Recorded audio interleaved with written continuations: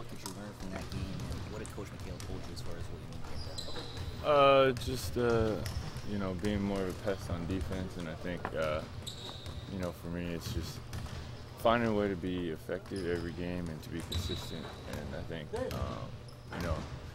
one of our weaknesses, one of my weaknesses, is just the inconsistency of everything. I know you're a team guy and everything, but sitting on the bench during clutch time, how tough is it for you as a competitor? I mean, it's no player ever wishes that on themselves, but when you're there, when me, Chandler, and Pat, we're all on the bench, but we honestly just wanted to win, and we didn't care. I mean, we obviously wanted to play, but we don't care as long as we get the win, because losing 7 in a row was like a terrible feeling. So we're happy we got the win, and whichever way we could get it. You've heard athletes do different things in situations like you were in. Sometimes it helps take a step back and just watch and see what's going on.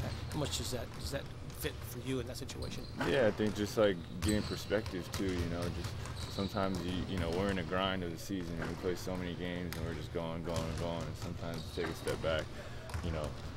To have yesterday off, just get in the gym, get a workout, watch some film, go back, clear your mind, things like that, just to be able to take a step back. That's really important because you got to sometimes reset yourself. You mentioned be more consistently aggressive defensively.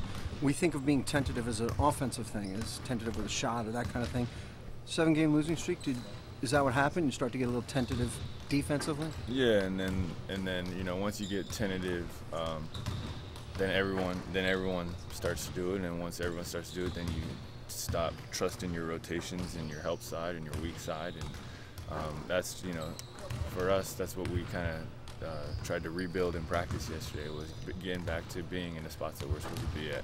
And so the guys in the pick and rolls can be their normal aggressive self, knowing that the backside is going to be there, and vice versa. Jeremy, you've said before that your confidence tends to increase exponentially when you see a shot or two go down early.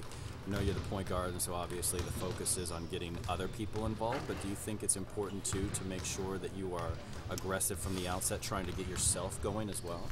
I think that's where there's a balance. I think as a point guard, the last person that needs to get going is the point guard. But it's different too. I'm also a scorer in some ways, and so I think for me, what I just want to do is just be aggressive, period, and just play make, and just let the game and their defense dictate what plays are going to be made. It could be assist, or it could be a hockey assist, or it could be a shot. Do you feel like your role in this offense is conducive to allowing you to do those things consistently? Yeah, I think we need to do a good job of getting out and running again and getting those fast break points, and a lot of that comes from defensive stops. And I think when we do that, we're tough because everyone gets going, and once everyone's touching it and feeling good, we've shown what we can do in terms of lighting up a scoreboard. Jeremy, Chandler talked yesterday about a dinner meeting at Minnesota. How much when you look back on that, how much does stuff like that help going forward? It's important because we were all sitting there at dinner and we just basically said we're gonna win this next game, and